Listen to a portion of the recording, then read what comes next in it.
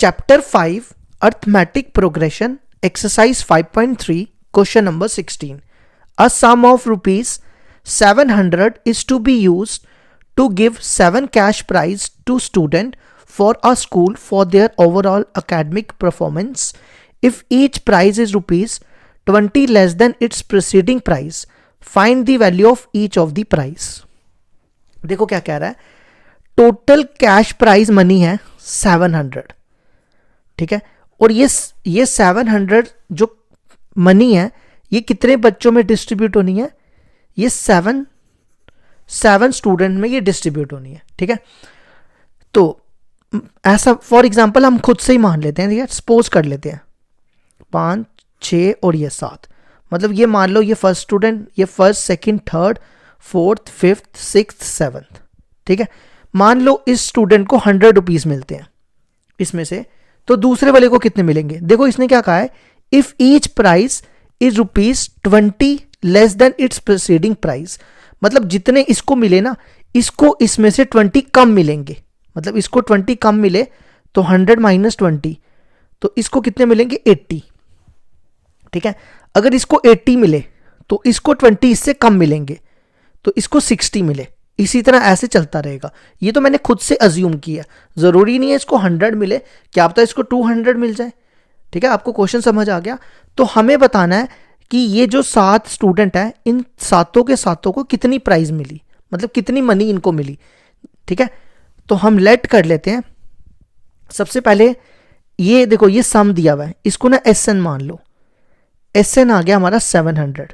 ठीक है, अब देखो हर एक स्टूडेंट में से 20 कम होता जाएगा. जैसे इसमें से 20 कम हुआ, इसमें से 20 कम हुआ, इसमें भी 20 कम होगा, इसमें भी कम होगा, इसमें भी, इसमें भी. तो वो D हो जाएगा, मतलब कॉमन डिफरेंस. D कितना हो गया 20. ठीक है, अच्छा इसको SN नहीं रखो, S रखो. अब हम SN का फॉर्मूला लगाते हैं. क्या फॉर्मूला लगाएंगे, n/2 2a plus n-1 into D. तो देखो SN दिया हुआ है हमारा 700. अब N कितना होगा, देखो कितने प्राइज है, 7 कैश प्राइजेस है. ठीक है, तो N हो गया 7, A को A रखो, N को 7 और D देखो कितना -20. ठीक है, ये 7 1 जा 7, ये इससे काट दो, यहां बचेगा 100. तो ये आ गया 100 इक्वल टू 1/2. ये बनेगा 2a, ये बनेगा 6 इंटू -20, 6 ये बनेगा 120. ठीक है, अब इन दोनों में से इसको 1/2 से, या एक काम करो दोनों में 2 कॉमन निकालो. इन दोनों में 2 कॉमन, यहां बचेगा a -60. ये और ये कट गया, तो ये आ गया 100 इक्वल टू a -60. तो 60 को इधर ले जाओ, a हो जाएगा 100 प्लस 60, तो a आ गया 160. तो मतलब इस वाले को कितनी मनी मिली, मैं 100 कह रहा था, 100 नहीं मिली, 160 मिली. ठीक है, तो पहले वाले को कितनी मनी मिली, कितना कैश प्राइस इसने जीता, 160. ठीक है, तो हम ये लिखेंगे, इसमें हम ऐसा लिख देते हैं कि सातों के सातों को मिला. Therefore the value of each of the prices, देखो पहले वाले को कितना मिला, रुपीज 160. अब मैंने क्या कहा था, जो नेक्स्ट मनी होगी, जो नेक्स्ट प्राइस होगा, उसको 20 कम करना है. तो 160 में 20 कम करो, कितना होगा 140, है ना. इसी तरह थर्ड वाले को 140 में से 20 कम करो, कितना होगा 120. थर्ड 120, फिर 4 का इसमें से 20 कम करो, वो बनेगा 100. फिर इसमें से 20 कम करो, वो कितना बनेगा 80. 1 2 3 4 5, ऐसी सिक्स्थ वाले का इसमें से 20 कम करो, वो बनेगा 60, और इसमें से 20 कम करो 40. ठीक है, तो फर्स्ट स्टूडेंट ने कितने प्राइज मनी मिली इसको 160, दूसरे वाले को 140, 120, 100, 80, 60 और 40. ये आ गया हमारे क्वेश्चन नंबर 16 का आंसर. क्वेश्चन नंबर 17 देखो क्या दिया है.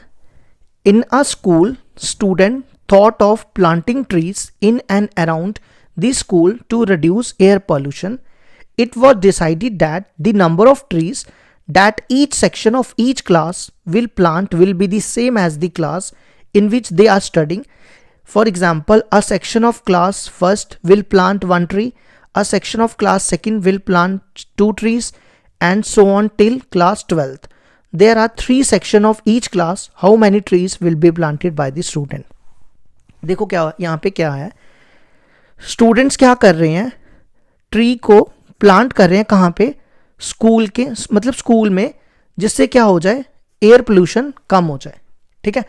अब यहाँ पे कंडीशन क्या है कि देखो यहाँ पे क्लास 1 से लेकर क्लास 12 तक है. ठीक है. क्लास फर्स्ट ने सिर्फ एक प्लांट ट्री करना है, एक ही प्लांट को, एक ट्री को प्लांट करना है. ठीक है. और दूसरी क्लास को कितने ट्री प्लांट करने, 2. इसी तरह हमने क्या करना है, सो ऑन चलते रहेगा क्लास 12 तक. तो हमें बताना है कि कितने प्लांट इन्होंने प्लांट किए. देखो मैं आपको दोबारा समझाता हूँ. क्लास 1 ने कितने प्लांट ट्री किए, 1. ठीक है. क्लास 2 ने कितने प्लांट किए, 2. क्लास 3 ने कितने प्लांट किए, 3, है ना. इसी तरह क्लास 4 ने 4 करेगा, क्लास 5 ने 5 करेगा, और सो ऑन. क्लास 12 ने कितने किए होंगे, क्लास 12 ने 12 प्लांट ट्री किए होंगे. ठीक है. लेकिन यहाँ पे हर एक क्लास की 3 सेक्शन भी है. तो अगर एक क्लास ने एक प्लांट किया तो तीनों सेक्शन ने कितना होगा, 3 हो जाएंगे, मतलब 3 into 1. ठीक है. क्लास सेकंड ने कितना किए होंगे, 3 into 2. क्लास थर्ड ने 3 into 3. इसी तरह क्लास फोर्थ ने 3 into 12. ये समझ आया, मैंने 3 क्यों मल्टीप्लाई कर रहा हूँ, क्योंकि एक क्लास की 3 सेक्शन है. तो अगर एक सेक्शन एक प्लांट एक ट्री को प्लांट करेगा तो 3 सेक्शन कितनी करेंगी, तो 3 ही करेंगी ना. इसी तरह अगर एक सेक्शन क्लास 2 की 2 प्लांट करेंगी तो 3 सेक्शन कितनी करेंगी, 6 करेंगी. तो वही लिखा मैंने. ठीक है. तो अब हम इसको यहां लिख देते हैं, number of trees planted by the. ठीक है. ये तो रफ के लिए था, ये नहीं लिखने की जरूरत है, ये तो समझने के लिए था. Planted by the students. ठीक है. तो देखो फर्स्ट क्लास ने कितने प्लांट किए ट्री, 3 into 1. दूसरे ने 3 into 2. तीसरे ने 3 into 3. और अप टू, इसको दोबारा लिखो, 3 into 1, 3 into 2, 3 into 3 और सो ऑन. लास्ट वाली ने कितने किए, 3 into 12. इसको 3 से मल्टीप्लाई कर दो, 3, 6, 9 अप टू सो ऑन, 12 3 36. अब हमें बताना है ये टोटल प्लांट्स कितने होंगे, how many trees will be planted. मतलब हमें SN निकालना है. SN से ही पता चलेगा ना, SN का मतलब हो गया हमें सबका सम करना है. ठीक है. सम करने से ही पता चलेगा ना कितने ट्रीज प्लांट किए. ठीक है. तो सबसे पहले A देखो कितना है, A हो गया 3. D कैसे निकालते हैं, 6 - 3. फिर लास्ट टर्म देखो क्या दिया है, 36. और N कितना होगा, कितनी क्लासेस थी, देखो 1 से लेकर 12 क्लासेस थी, तो N होगा 12. लगाओ SN का फॉर्मूला, N/2 A + L. तो N देखो कितना, 12, S 12. N की जगह 12 डाल दो, 12/2. A कितना, 3 प्लस L है 36. ये इससे कैंसिल, ये बनेगा 6, ये बन गया 39. 6 को 39 से मल्टीप्लाई करो, 6 9 54, 5 कैरी, 6 3 18, 18 + 3 5 23. तो टोटल नंबर ऑफ प्लांट्स कितने प्लांट किए, total number of trees will be planted by the students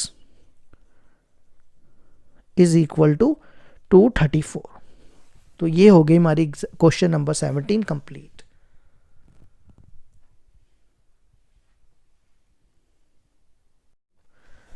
question number 18 दिया हुआ है, अ spiral is made up of successive semi circles with centers alternately at A and B, starting with center at A of radius 0.5 cm, 1.1, 1.0 cm, 1.5, 2.0 as shown in figure. What is the total length of such a spiral made up of 13 consecutive semi circles. देखो क्या कहता है, देखो ये हमारे पास एक spiral है, हमें इसकी क्या निकालनी है, एक टोटल लेंथ निकालनी है। ठीक है, देखो सबसे पहले हमें इसकी निकालेंगे लेंथ, ये है सेमी सर्कल है ना, पहले इसकी निकालेंगे, फिर इसकी निकालेंगे, फिर इसकी। इसी तरह हमें जैसे ये L1 हो गया, ये L2, ये L3, हमें कहां तक निकालनी है, 13 तक, और फिर उनका सम करना है। ठीक है, तो लेट कर लेते हैं, late L1, L2, L3 up to so on L13 are the length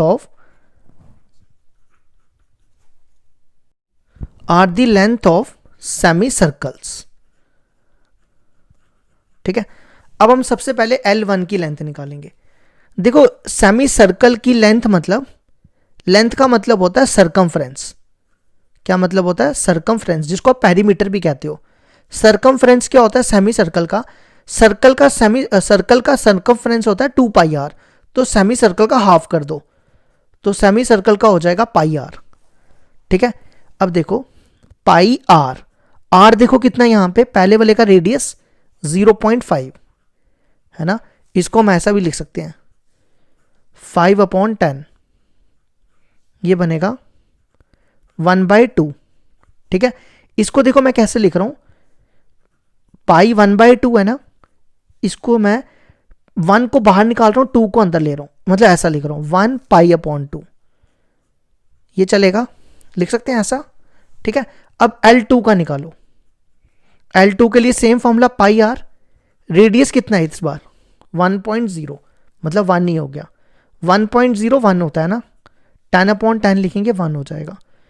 इसको देखो मैं ऐसा लिख रहा हूं, ये बनेगा पाई, मैं इसको ना इस फॉर्म में बनाना चाहता हूं, तो मैं इसको ऐसा लिख सकता हूं 2 × π/2, चलेगा है ना। इसी तरह ये कटेगा 2, वापिस पाई आएगा। अब आ जाओ L3 पे, L3 का फॉर्मूला होगा पाई आर, आर देखो कितना है 1.5।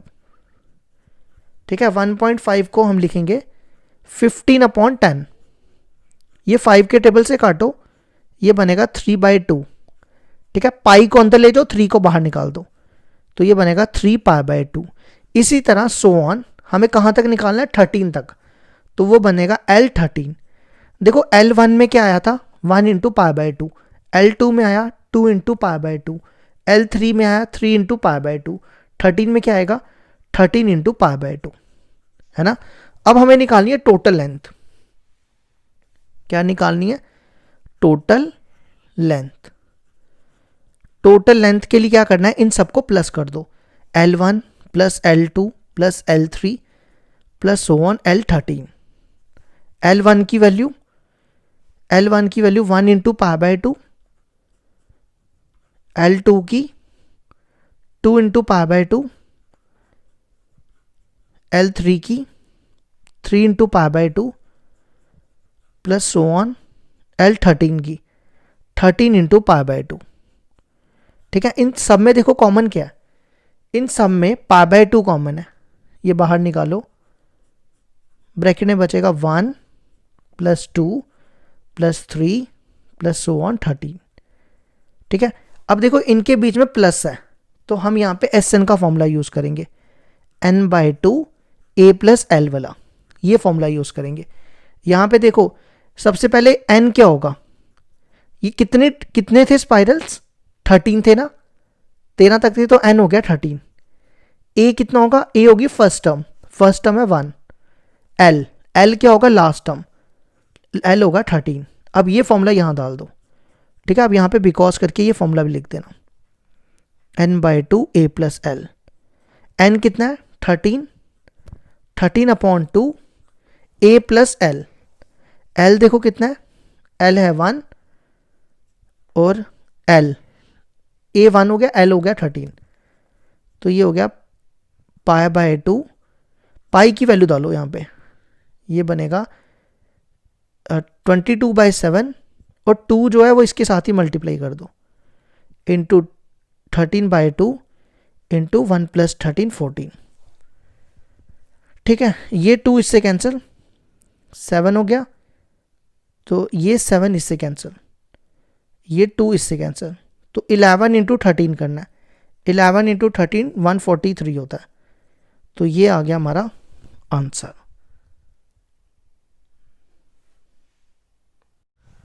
क्वेश्चन नंबर 19 है हमारे पास। 200 logs are stacked in the following manner: 20 logs in the bottom row, 19 in the next row, 18 in the row next to it, and so on.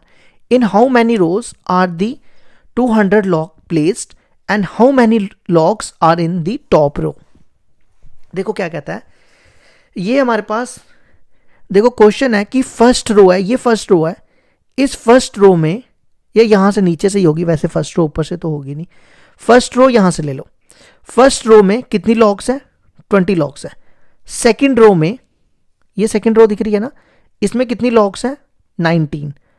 ठीक है, logs होती हैं लकड़ियां, जैसे होती है लकड़ियों का ढेर। ये थर्ड रो में कितनी है? 18 है। तो हमें बताना है अगर 200 लॉग्स हैं तो लास्ट में, जैसे देखो इसमें ये फर्स्ट रो है, यहाँ पे 20 लॉग्स हैं, दूसरी रो में 19 है, थर्ड में 18 है, 20 19 18। तो हमें बताना है अगर 200 लॉग्स हैं तो लास्ट वाली में कितनी होगी, और ये भी बताना है कि रोज कितनी होंगी, जैसे ये 1 रो 2 रो 3 रो, कितनी रोज बनेंगी। ठीक है, तो हमें नंबर ऑफ रोज भी निकालने हैं, और उसके बाद ये भी बताना है कि लास्ट रो में, जो ये लास्ट रो है ना, इसमें कितनी लॉग्स होंगी। ठीक है, तो देखो ये किस हिसाब से दिया हुआ है? 20, पहली में 20, 19 18 अप टू सो ऑन। ठीक है, ये चलता जा रहा है। तो ए हो गया हमारा 20। डी कैसे निकालते हैं? Second term minus first term, 19 minus 20 minus 1। अब हमारे पास टोटल लॉग दी हुई है 200, मतलब ये हो गया एसएन। एसएन हो गया सम, है ना, सबका सम मिला के 200 आएगा। अब एसएन का फॉर्मूला लगाओ, n by 2 2a plus n minus 1 into D. यहां पे n को n ही रखो, a की वैल्यू, a है 20, यहां पे d की वैल्यू डालो, d देखो कितना है? -1, 200। ठीक है, इस 2 को इधर ले जाओ, इस 2 को इधर मल्टीप्लाई कर रहा हूं, ये 200 इंटू 2 400 आ जाएगा, ये बनेगा 40, इसको इससे मल्टीप्लाई, माइनस n, और इसको इससे प्लस n नहीं सॉरी प्लस 1, तो ये आएगा 40 plus 1 41 minus n equal to 400। अब क्या करो, इसको इससे मल्टीप्लाई, 41n, इसको इससे minus n square equal to 400। ये दोनों टर्म्स को इधर ले आओ, पहले लिखो यहाँ 0 आएगा, 400 n स्क्वायर और माइनस 41n। ठीक है, तो पहले लिखो n स्क्वायर, फिर लिखो -41n प्लस 400 इक्वल टू 0। अब इसकी मिडिल टर्म तोड़नी है। ठीक है, तो कौन से दो नंबर होंगे? इन दोनों को मल्टीप्लाई करना है, वो आएगा 400 n स्क्वायर। ठीक है, तो आपको मिडिल टर्म तोड़नी है -41n की। तो कौन से दो नंबर तोड़ के आएंगे? एक आएगा 16 और एक ले लो 25। 16 इंटू 25 400 होता है, चेक कर सकते हो। तो यहाँ लिखो -16n -25n, दोनों को प्लस करोगे यही आएगा। ठीक है, तो n आएगा n -16, इन दोनों में n कॉमन, इन दोनों में -25 कॉमन, n -16। तो यहाँ पे n -25 बाहर निकाल लो और इन दोनों में n -16, तो ये आएगा n -25 इक्वल टू 0 और n -16 equal to 0, n equal to 25 और n इक्वल टू 16। ठीक है, देखो या तो ऐसा था ना, ये first row second row third row fourth row, या तो 25 रोज होंगी टोटल या तो 16 रोज होंगी। अब दोनों में से देखना पड़ेगा कि कितनी रोज हैं। ठीक है, वो हमें पता चलेगा जब हम निकालेंगे कि सबसे टॉप में, ये टॉप थी ना, ऐसे था ना, 1 2 3 4 और हमें पता था टॉप में कितनी रोज कितनी लॉग्स हैं। तो अब हम निकालते हैं कि टॉप में कितनी लॉग्स होंगी। तो सबसे पहले निकालो A25। A25 का क्या फॉर्मूला होता है? an का होता है a plus n minus 1 into d. तो आपने क्या करना है, n की जगह यहाँ 25 डाल देना है। ये बनेगा a प्लस एन की जगह 25 माइनस 1 इंटू डी। ये बनेगा a प्लस 24d। a की वैल्यू क्या थी? a को हमने लिया था 20 और d को लिया था -1। 20 तो ये बनेगा 20 माइनस 24 -4। अब देखो ऐसा तो नहीं हो सकता ना कि यहाँ पर लॉग जो है वो नेगेटिव में आ जाए। हो सकता है ऐसा, जैसे यहाँ 20 थी, यहाँ 19, यहाँ 18, यहाँ 17, यहाँ 16 और यहाँ पे नेगेटिव हो जाए। ऐसा थोड़ा हो सकता है। तो ये केस तो नेग्लेक्ट हो जाएगा, ये तो फॉल्स हो गया। ठीक है, तो ये वाला केस नहीं लेंगे। अब निकालो A16। A16 में क्या करना है, n की जगह 16 डालना है। a plus 16 minus 1 into D. ये बनेगा a प्लस 15d। a था, a हमने कितना लिया था 20 और d -1। तो ये हो गया 20 माइनस 15 5। तो सबसे टॉप रो कौन सी थी? 16th। ये सबसे टॉप रो थी, है ना। कितनी रोज थी टोटल? 16 रोज। समझ आई मेरी बात? 1 रो, 2 रो, 3 रो, 4 रो और ये 16 तक थी। तो number of rows equal to 16। और सबसे लास्ट रो में कितनी लॉग्स थी? यहां पे कितनी लॉग्स थी? 1 2 3 4 5, 5 निकली है ना। तो number of logs in 16th row is 5। तो ये हो गया हमारा क्वेश्चन कंप्लीट।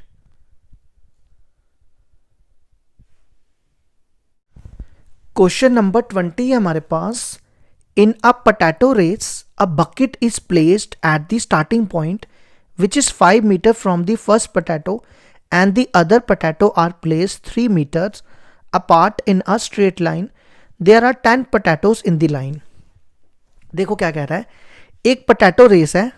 ठीक है, ये जो प्लेस की है ना, ये बकेट है। ठीक है, यहाँ पे ये पहला पोटैटो यहाँ पड़ा हुआ है। करना क्या है, यहाँ से यहाँ तक इसका डिस्टेंस 5 मीटर है, ये पहले पोटैटो का। ठीक है, फिर यहाँ से इसका दूसरे पोटैटो का यहाँ से यहाँ तक 3 मीटर, तीसरे पोटैटो का यहाँ से यहाँ तक 3 मीटर, इसी तरह 3 मीटर का सबका डिस्टेंस है। और ये टोटल पोटैटोस 10 दिए हुए हैं। ठीक है, अब देखो आगे क्वेश्चन क्या है। A competitor starts from the bucket and pick up the nearest potato, runs to the bucket to drop it in, and she continues in the same way until all the potatoes are in the bucket. What is the total distance the competitor has to run? देखो कहता क्या है, करना क्या है, यहां से ये स्टार्ट करेगा, ये पोटैटो उठाएगा और वापस यहां पे डालेगा। ठीक है, फिर ये दूसरा उठाएगा यहां डालेगा, फिर तीसरा उठाएगा बकेट में डालेगा, चौथा उठाएगा बकेट में डालेगा। तो हमें बताना है कि इसने कितना डिस्टेंस, टोटल डिस्टेंस कवर किया। ठीक है, तो देखो जब ये यहां से पोटैटो उठाया, इसने कितना डिस्टेंस हुआ? 5 मीटर। लेकिन ये वापस भी आएगा ना, वापस उठा के इसको बकेट में भी डालना है। तो कितना डिस्टेंस हो गया? यहां से यहां तक 5 मीटर हुआ, तो वापस आने का कितना होगा? वापस आने का भी 5 होगा। तो पहले पोटैटो को उठाने में इसको कितना डिस्टेंस लगा? 10 मीटर का, है ना। तो हम यहां पे लिखते हैं distance of potatoes from the buckets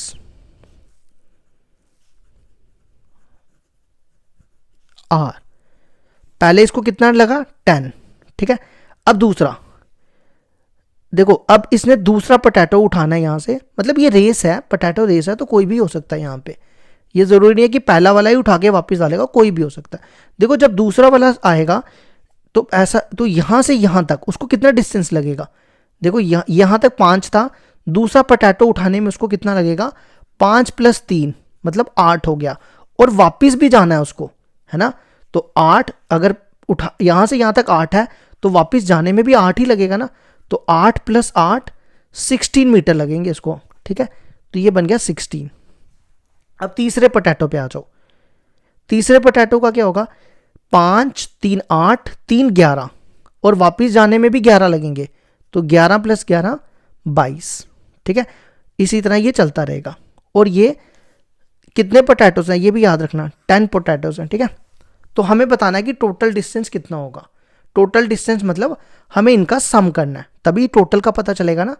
तो देखो ए हो गया 10, डी क्या होगा 16 - 10 वो हो गया 6, और एन यहां पे कितना, ये कितने पोटैटोज थे, 10 पोटैटोज थे, तो एन हो गया 10। अब हम निकालेंगे एस एन का फॉर्मूला, n/2, एन की जगह देखो कितना 10, ये बनेगा S10, 10/2 ए हो गया 10, एन की जगह 10 और डी की जगह ये = रखना है यहाँ पे 6। ठीक है, करो इसको सॉल्व।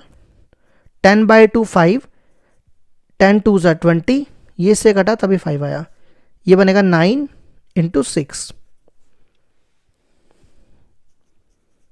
20 + 9 6 = 54, 20 + 54 74, तो 5 × 74 कितना होता है ये, 5 4 = 20, 0 2 कैरी, ये बनेगा 370।